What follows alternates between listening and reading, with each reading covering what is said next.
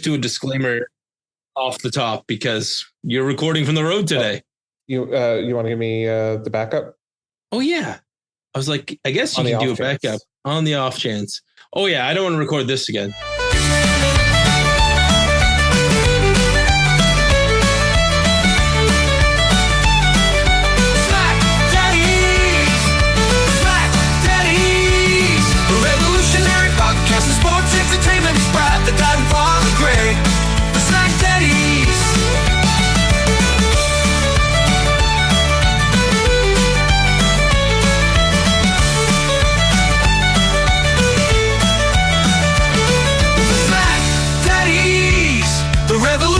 Podcast and sports entertainment is Brad, the dad and father Greg, the SmackDaddies.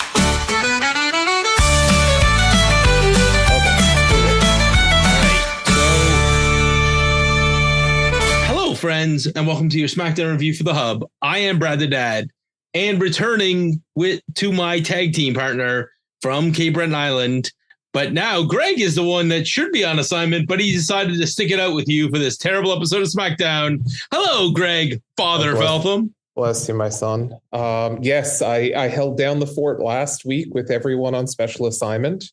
I am just down the street from my office and 11 miles from my house. I am on special assignment this weekend. Working at the National Field Lacrosse Championships that are being held here. And I am the back-end tech support office manager, whatever. So I was able to catch most of SmackDown while doing some other things, and wanted to connect with you, Brad, on this long weekend here to put a podcast together pretty quick, because this is going to be something, and, get everyone ready for Clash. That's okay. We're going to put a half-hearted effort into this podcast, just the way WWE put a half-hearted effort into this SmackDown. Ain't that the fact? Ain't that the fact? All right, it's time for the speed run.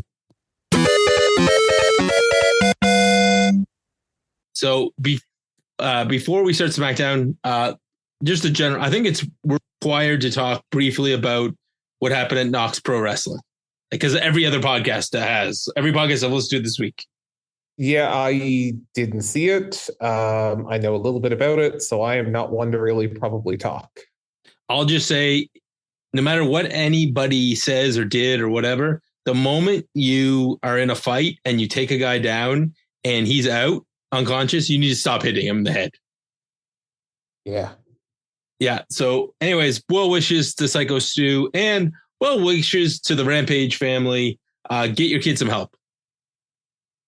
Sure. So that's all we're going to say about it. If you haven't seen it, don't watch it. It's gross. Yeah, that's fair. Great. Where are we coming? Where's this stupid show from? This is from Lyon, Paris. Well, Lyon, France, just outside of Paris. Well, I mean, just outside is a bit of a stretch, but where they had the show from. Okay, my next question, because I heard, is the show in France on Saturday or Sunday? Sunday. Okay, because I swear I heard Michael Cole say Saturday once.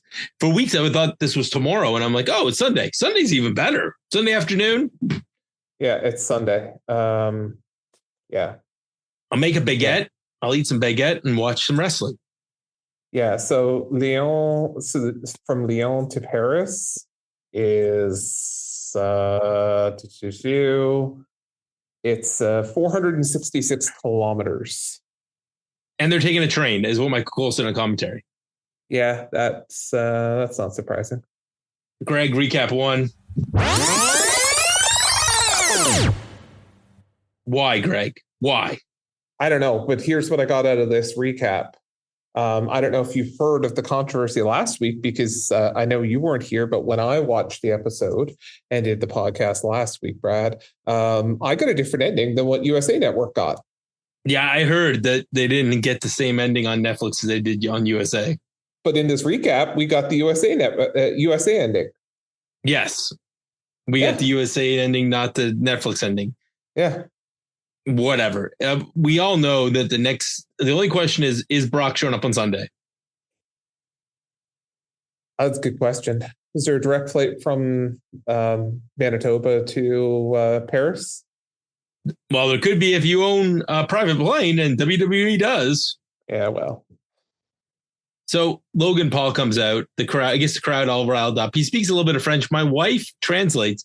He first tells them to shut up in the Quebecois French. Excellent.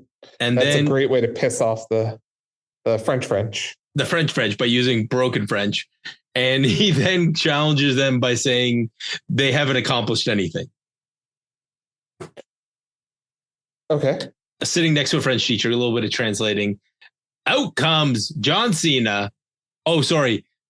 Logan Paul fires back. Oh, yeah. So we got Logan Paul comes out. John Cena calls him a parasite. And Logan Paul shoots back by saying, a parasite, I am a disruptor. And he claims credit for all the next flicks and ESPN and all the big deals. Paul took aim at Cena's legacy, saying, if you have to bring your A game, and you told me to bring my A game, that's laughable. You haven't had your A game for years. And John Cena comes out, does the whole thing. John Cena, never seen 17, Greg. He was wearing his surrender pajamas today. Yes, sure, if you want to call it that. Well, I'm just following my Scottish heritage of my friend groundskeeper Willie, who calls the French cheese-eating surrender monkeys. All right. So he's wearing the Paris ones, and he says wrestling is changing and fans have to change with it or you'll be left behind. John Cena just shoots back with the you're a parasite, I'm a paragon, I'm a contender, you're a pretender, and a whole bunch of other digs. Greg, I love this, and it's all I needed from this was the two of them doing the two things both of them can do best at this point, which is cut promos. Sure. Is this match the main event? Distinct possibility, yeah. So because we're doing the speed run, we keep her cutting this. Sure. Please keep it. Yeah, that one is a John Cena cheer sound. Yay. All right. If I remember to put that in post, then great. If not, then you just got Brad's yay. Street Profits. They need to focus. That's what their promo was about. And Miz and Mello have been on a nice run, but they've been running this division for years, and they're about to win their third title. Wyatt interrupts and basically teases that these guys could be breaking up and screwing each other over. Yeah. If they break up, they're both screwed, right? 100%. Stay together, boys. Neither of you are ready for a singles run. No, you're not. You're not. I'd like to put a little pin in here because BFAB is in this scene. I just want to make note of that. Okay. Oh, keep or cut, Greg. We can cut. Yeah, exactly. Anything with Bo Dallas cutting promos, I think I want cut off the show. All right. Next up, women tag team title match. Oh, wait, no, it's not. There's an attack, and Charlotte's knee is destroyed. All right. Mm-hmm. So, and no Piper Niven? No, she's not medically cleared. Oh, that's right. So I think that's the real reason that we didn't get a tag title match, and instead we got Chelsea versus Alexa. Yes. So Bliss is fired up because she's fighting for her tag team partner until Green catches her, slams her head into the corner. And then after the break, Alba's panicking because Alexa is rallying. They both counter each other's finishers after Chelsea got her knees up for a Twisted Bliss counter. And then we get a series of standing switches, which ends with a roll up, Greg. Yeah. Yeah, we got to roll up. Surprise, surprise. After the match, Fyre attacks and down comes Flair for the save, but she gets taken out. Unpretty her and a gory bomb and the heel stand triumphant. Greg, did we need this? Nope. Yeah, this one's Sami Zayn promo. Sammy's very excited to go and get his chance to be a champion, Greg. He's going to be a champion. He's going to be a champion, a big boy. Sure. In a French-speaking town. I mean, perish the thought of Sami Zayn winning a championship where people speak French. I don't know. Call me strange, Brad. Greg, I'm going to put this out with with our episode today. And I know you're a huge Simpsons fan, so I took a little crack. Here you go, Greg. All right. Yes. So the GIF that you're now seeing in the feed says you tried to be a world champ and you failed.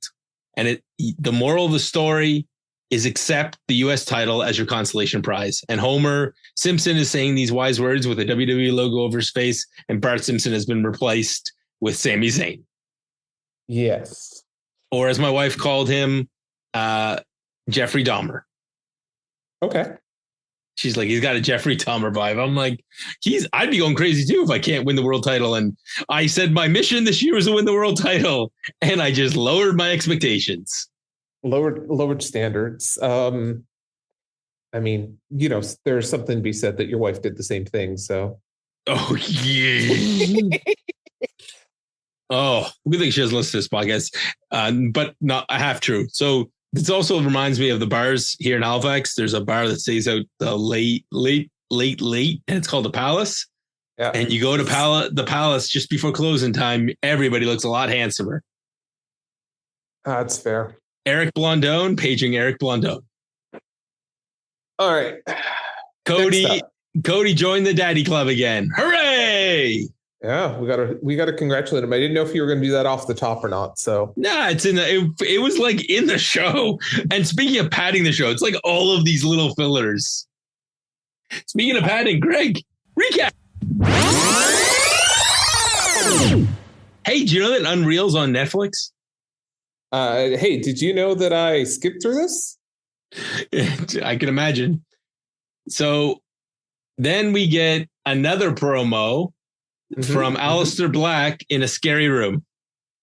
Yeah, and I was a little sad here. I'm not going to lie, because I was really kind of hoping we were going to see R-Truth go to Paris, Texas this week. No, R-Truth barely got a spot on this show. Listen, he got there. I was kind of shocked. I'm not going to lie. I was expecting him to, like I said, last week he went to Dublin, Georgia. This week I wanted him to be in Paris, Texas. Or Ontario. Sure. So Damian Priest responds to the Aleister Black promo by saying, "You speak very well. You have educated feet, but it's an empty threat. And see this smile? I'm going to be smiling." Greg, were you smiling at the end of this series of promos? I was reaching for the fast forward button. Yep. Sounds about right. Hey, guess what? This one gets another nasty sound effect. Hey, Michin's coming out to wrestle Kiana James. Yes. Kiana James gets to show us her gear. She then tries to hit Michin with her purse and gets No. The most important thing I learned from this match, as Kiana James is coming to the ring, is being told that Kiana James has incredible business acumen. Now, I can tell you, I was not paying a whole lot of attention here, but business acumen was not the name I was going to give that. But sure, this is where we are. Oh, she has an acumen. Mm-hmm. All right. Paging, did she go to the Monica Lewinsky School of Business? Oh, Greg. I went that face. I may stay for posterity. Greg's face was just like, ugh. Brad really went there. Anyways, this conversation about this match lasted longer than that match. It was seconds and a roll up and a win, and we're done. Yep. And then after the match, they beat the hell out of Michin and stomp her head into the steps. And this is where I want to remind everybody that B-Fab is in the building. Her buddy and tag team partner is in the building. Okay. So why didn't B-Fab come save her? I don't know, but let's move on. Dear God. Yeah. Also,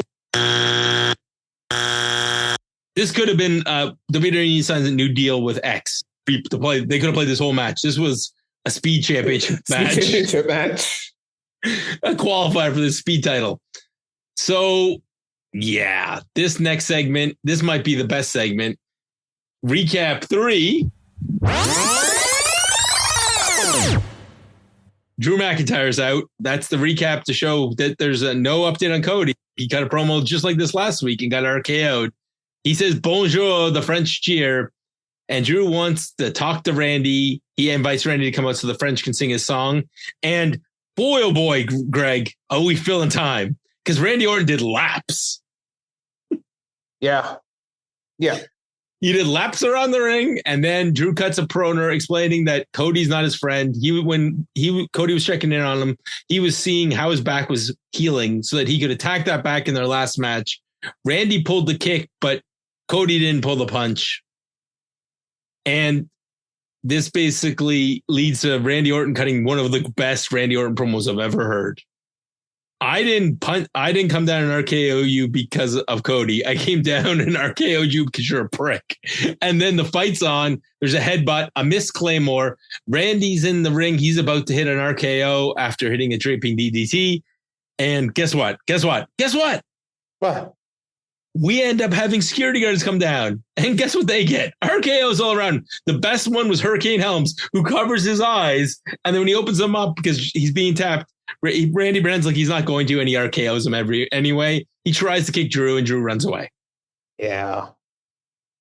So I'm smelling a SmackDown main event in our future. I'm not. Oh, you think this will be on the PLE next in 2 weeks? It's going to be at WrestlePalooza. And the winner gets a title match? Probably. Makes sense. They got to get Cody a break. So Mello No Miz cuts a promo. They need to get on the same page because they have lightning in the bottle. Bo Dallas comes in. He says stuff. I went. What are we going to do with Randy Orton, though? Did we keep that one? Yeah, sure. Yeah, I think we need to acknowledge me and acknowledge that those two men did a great promo. And good for them. They didn't really have to. No. All right. Street Profits versus Mello Don't Miz. Nope. No. Did I miss something? Yes, that's right. Yes. Oh, I forgot. I forgot product placement, Greg. My apologies to the good people at Fireball Whiskey, because Randy Orton gets yelled at by Nick Aldis, and he says, "Hey, you need this. It's Fireball Whiskey, America's favorite whiskey, or something like that." Yeah, but I don't think they have a product placement deal with Fireball. Don't they have like that America Wheatley's whiskey or something? I think Randy Orton has a Fireball deal. I don't know. Anyway, will somebody put it in the comments below? Does Randy Orton have a deal with Fireball? I think so. Anyways, in comes our buddy R-Truth, who goes to steal Nick Aldis' little bottle of whiskey, and he says, because he's like, "Do you need this, Nick?" He's like, "After the day I've had, I need this." And he goes, "My bad, dog," and puts the little bottle of whiskey back in Nick Aldis' hand. And in my imagination, R-Truth leaves, and Nick just goes and just slams it and that made what happened. But next, Street Profits versus Mello No Miz. This match has a lot of cool stuff, a lot of flippy stuff. This might be the only match on the show I can tell you with honesty. Go back and watch. However, the match basically gets derailed because the Miz is about to get a hot tag. The crowd is losing their mind for the Miz, and the Wyatt Six come out and scare the Miz. So the Miz gets distracted. He gets knocked off the apron, and the Profits hit the Revelation for the win, and they're going to wrestle at the PLE against the Wyatt Six, who are going to win for sure. Yeah, 100%. I guess the Miz doesn't want to be back with the Wyatt Six again, so I get it. Listen, he has PTSD. Fair. All right, moving on. Oh, we're keeping this, right? You liked it. I think we'll give this one a This Rebel Heart. It was a good match. I hated the ending, but yeah, I get it. I get it, because they need to have the Wyatt Six win. They can't just win the titles and lose. But when you think about all the teams on this show, the fact that Motor City Machine Gun somehow couldn't have gotten into this mix. Yeah, no, it's fair. All right. So Tiffany and Jade explains that because she got the win in the tag match where Tiffany was a partner, she gets a title match. Sure. Greg, I hated this. This made no sense. And Jade thinking she's better than Tiffy. That also gets a on so many levels. On every level that counts. Tiffy is the best, and yeah, that is the end. Yep. Solo cuts a promo. Sorry, I didn't even pay attention. Like I was like listening, watching. I was like, I hate this. I fast forwarded. I was just Greg, U.S. title match versus Sammy and Solo. So Sammy comes out, then there's a commercial, then we get about 30 seconds of match, and then we get another commercial. I was caught up to live, so I watched during the commercial, and I learned that Sammy's biggest problem in this match is that he's going to get distracted by the outside interference. Yep. So the family ends up taking advantage of the numbers advantage, and Sammy almost gets pinned. Down comes Jimmy. Jimmy's an idiot. Why didn't he come out with Jacob? Jacob comes out right after that, and they're able to fight off the extended members of My Family Therapy. The therapy bill is paid. They get beat up. We get this distracts Solo. He eats a Blue Thunder Bomb for 2. Jimmy dives into the crowd, and yeah, the brawl goes away. And now we are starting to get into the sequence where there's a dodged haluva kick. There's a spinning Solo onto the table outside. Another commercial. We get Sammy hitting an exploder suplex out of nowhere. Solo blocks the first haluva kick with a super kick. He then is knocked back into the corner. We get back-to-back haluva kicks. 1, 2, 3. Sami Zayn wins the title. Just not the one he should be winning. And honestly, doesn't matter. No, because now the problem is he's won every title except the one that matters. Right. So congratulations. You got your consolation prize, Sammy. You tried to win the world championship and you failed. The moral of the story is accept the U.S. title as your consolation prize and never try to go any higher on the card. Yeah, I mean, the last guy he's feuded with doesn't work there anymore, so allegedly. No, definitely doesn't. Okay, well, let's get ready for Clash in Paris. I've got the card pulled up. Okay, you start, and while I'm pulling up the card, Greg. I think this might be a very lackluster whimper that end the NBC era. Maybe. Okay, so we'll start bottom to top. Wyatt Six, Dexter Lumis, and Joe Gacy versus Street Profits in a tag team match for the WWE Tag Team titles. This match will probably not be the first match in the show because it'll be used as a filler between two of the main events. I think, I was going to say, I'd say it's going to be Seth Rollins opening the show, Seth Rollins match, but that's just me. We'll get to that. So we already said it, Greg. It's Wyatt Six. Wyatt Six. Yeah, 100%. So is it which member of the Wyatt Six interferes from the outside? All of them, probably. And I think B-Fab's taking a bump. Yeah, that's a good call. That's Nikki. A good call. Nikki Cross is going to take her out. Speaking of Nikki's, Becky Lynch and Nikki Bella for the Women's Intercontinental Championship. Is there any chance Nikki wins this because they need Becky to go after the world title because they've lost Naomi? That's the only way that would happen. I would agree. I think the best thing that can happen, I heard it somewhere else this weekend. I wish I could remember so I could give them credit. The best thing that can happen is Nikki Bella has a really good match and she doesn't need to win. I think it's better if she doesn't win and they hold off the win. Hold off. If she's going to win a title, hold it off as long as possible because it's like a nice tip of the hat.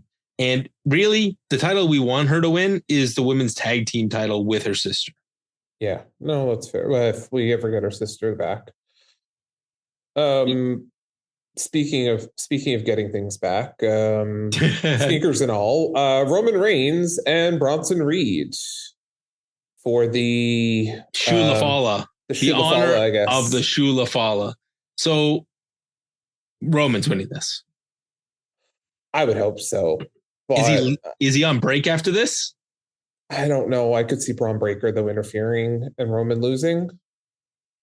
So Bronson Reed wins, keeps the shoes because of Braun Breaker's interference, and they beat him up after the match, and Roman goes away to film Street Fighter. Maybe. Oh boy, Greg, match number 3. You have to name the match, Greg. Come on, it's your favorite. It's a good old-fashioned Donnybrook match. Sheamus versus Rusev. This is Rusev's first PLE since he returned, 4 months ago, 5 months ago? Is there any chance they're going to pull a Cesaro with Sheamus and have Rusev and Sheamus start being tag partners? Oh, I was going to say, first you got to do the best of 7. Right. Well, yeah, this is the first of the best of 7. We got lots of time left to go down that road. In all honesty, worse things could happen to the Raw tag division than getting these guys as a tag team. Yeah. I mean, they desperately need them over there. We got them in spades on our side. So, all right. What I suspect will be first match tonight. Seth Rollins versus Sheamus or Rusev. We kind of just joked about them starting their best of 7. Does it matter? I'm going to say Sheamus has to win. It's a Donnybrook. Yeah, but I mean, does it matter really? Like, there's no stakes to this match, so does it really matter who wins? Yeah, this match is a great example of all you have to do is say the winner gets a shot at Dominic is the number 1 contender for the Intercontinental title after Sunday. Sure, something. All right, Seth Rollins versus Punk versus Jey Uso versus LA Knight. Yeah. Okay. I think we're both going to agree. Seth's winning. Who is he pinning? LA Knight. Oh, that's definitely why poor LA Knight's in this match. 100%. And I'm going to even say that it's either a go to sleep. It's probably a go to sleep. He's probably going to eat a go to sleep. Seth's going to clear the ring and pin LA Knight. Yeah, I could see that. And last but not least, John Cena versus Logan Paul. Again, does it matter who wins this match? No. But who should win this match? John Cena should win this match. Ooh. I would make the case it should be Logan Paul, because then you can have Logan Paul. If he wins in one more match after this, he could fight Cody for the title at some point. Sure, but I mean, does it matter anymore? Like, you don't need to have a winning record to face a champion in WWE. Let's be honest. Right. But John Cena is on his way out of the company. I mean, if he loses all of his matches for the next few months, and then the match he wins is the last match. I don't see that. I think it's going to go the opposite way. I think he'll probably win his matches going out, potentially, and then lose his last match. He's not beating Brock. Not a chance. And I would say the chance of Logan Paul winning is Brock's music playing and Logan getting a cheap win. That's the funnest way to do this. That's going to be my thought as well. Is like, so John Cena versus Logan Paul. The question is, at what point in this match does Brock interfere? I would say near John. The best thing to do is during the 5 moves of doom. He pumps up his sneakers. He sets up the attitude adjustment. He's getting ready, and the music plays, and John's totally focused on Brock standing in the aisle, and Logan Paul hits his pulverizer. And then when Brock runs in the ring, Logan Paul wind sprints away like a smart man. Is it just me? Like, and I mean, I don't want to get into the Brock and Brock being back bit, but is it just me, or is it a little weird that Brock comes out now by himself? Like, I kind of miss having Paul Heyman with him. I just wish I don't know why you couldn't just stick him in that faction. I don't know. Maybe that'll happen. And have Brock be more hired muscle for Seth. Like, have him just say, I don't give a crap about that title. I'm happy you have it, but I'm here to make money, not win championships. Yeah, that could happen. Who knows? But that's it. So we've ran about a half hour or so. So yeah, that's it. Get you ready for Clash in Paris. Yeah, and from the sounds of things, it looks like Eric and I will be back. Eric B, the Raw Dog, will be back, and we'll be covering Clash in Paris, and then we'll talk about all of the things that are going on in the world of wrestling, plus watching wrestling in the middle of the afternoon on a Sunday and a long weekend. Can't really beat that. Yep, that's fair. Well, you can't. You know what the thing is, Greg? What? It'll also be done at a reasonable hour on like an AEW pay-per-view. Facts. And with that, mudslinging, goodbye, friends. The